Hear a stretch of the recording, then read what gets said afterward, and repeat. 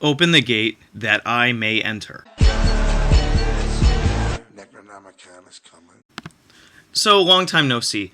A couple of things. I did a lecture at the Connecticut Pagan Pride Day back on October 3rd, and when I was at the lecture talking with a couple of people about how the gatewalking process goes, an interesting thing was brought up, which was how gates and the illustrations thereof in the book can also be seen as kind of like tatwas.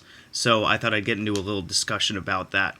From what I know about tatwas are elemental, colored, and they're different colors and different shapes to associate themselves with different elemental planes. And they can be used as different gateways, so to speak, to entering these elemental planes of existence in order to have certain experiences. In my line of work, that would probably be entering an elemental sphere, say of fire, earth, water, or air, to commune or work with, or even pull a spirit from that elemental plane back through in order to invoke it in the real world. So the different gates of the Necronomicon, I know I had a video about seals. I think it was So You Want to Be a Gatewalker. This is a follow-up to that with how the gates themselves work. Now, in my other videos, I know that I've talked about how to actually go through the gate walking when you have the gate in front of you and you do the circumambulations around it. And the interesting thing is, well, why is that piece of art that you make so significant? I had somebody email me asking if you could have the gate in front of you and just chant the name to raise energy. Chanting is always a great way to raise energy, but the key in the Necronomicon is the ceremony that is outlined in it. Like I've said, follow it to the letter, albeit the fact there's a couple of points when you can stretch it a little bit. Like, for example, using different tools or different materials to make your gates, your seals, your agamas saratu, your lost bowl, or any of the other materials.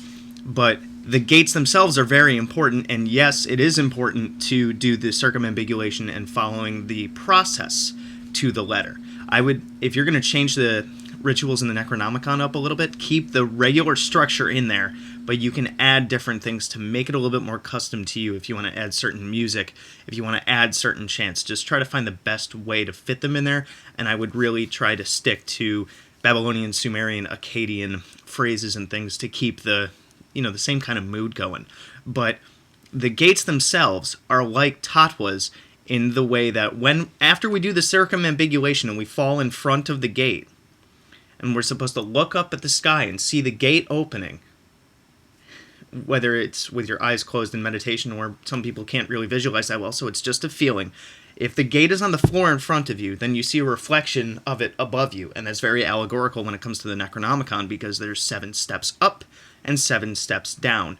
The Necronomicon itself, the system, can be seen as a precursor to the Kabbalah, seeing as the system was made before the Kabbalists, or Jewish mystics, came up with the Kabbalah and the Qliphoth. So having that gate in front of you with its specific drawings, that's why it says don't mess up in any of the drawings that you make. Like, for example, if you make a pentacle or the Star of Ara and you mess it up and there's a break in it, then that instantly becomes a gate to Ganzir. Why is that? Because Ganzir is all our negativity, and the Ara star is the sign of humanity. Remember that Ganzir has to do with our subconscious and all the negative stuff that we have to deal with. And of course, that's opposite, and that would affect our real world selves, or us as humans. So when you make the gates and they are pristine and their design is perfect, just like any other system, when you make like the elemental tablets in Enochian or any of those other things, I'm not that well versed in them and it's a little bit rusty. Oh, hey Reese, what are you doing up there? Anyway, so when you make the gates, they are supposed to invoke that certain element, that certain feeling from the energy you're pulling from that Zonei, from that planet, that energy that you're experiencing during the gate walk. And that's why it's so important to have the gate with the appropriate color correspondence. If you can get the correct metal correspondence, that's great too. But like I said, when you are circumambulating the gate, there's psychodrama in that because you're actually disorienting yourself. And then when you crash in front of the gate and look up and see that reflection, that's supposed to evoke that energy and bring you up to the energy of that Zonei. Why do you look up? Because you're ascending consciousness. You're also diving deep within yourself, which is why the ladder of lights is always a mirror. Any comments, questions, comments, complaints, concerns, confusion? Leave it in the comments and see what else I can get to on this weekend that I happen to have a lot more time than I normally do. So, good hunting.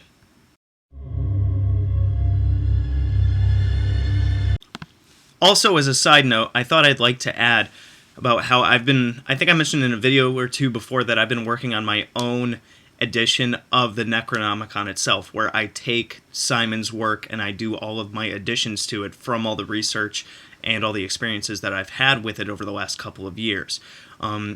So I will probably take more than a year or so to complete it, although it's going very, very well right now, and I'm finding a lot of time to add things into it, and I'm even gaining more experience with the book the more and more that I work with it and the more that I write with it. So I take all the books, all the copies of the Necro that I have, and all the different notes that I've taken from doing all of my research in different libraries and all over the internet, and really expanding on the system in the Necronomicon to add more things to the Book of Calling, to add a better explanation of the 50 names of Marduk, to rearrange things to make them easier to follow for those that want to follow the path of the Gatewalker.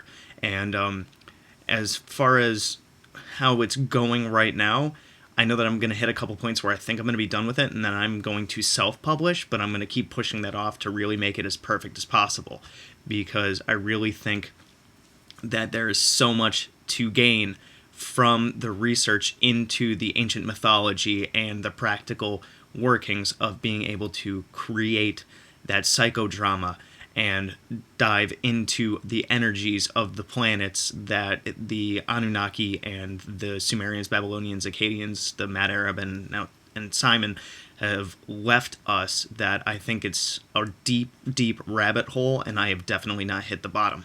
So I know it's a little unorthodox for me to leave this at the end, but I thought I'd throw this in there, and I would like to ask you guys, what kinds of things would you like to see expanded on if the Necronomicon was to be re-released as an edition with more commentary and a more expanded system? So give me a couple of ideas, and then I can add them to my to-do list when it comes to adding to the manuscript. So, good hunting a second time.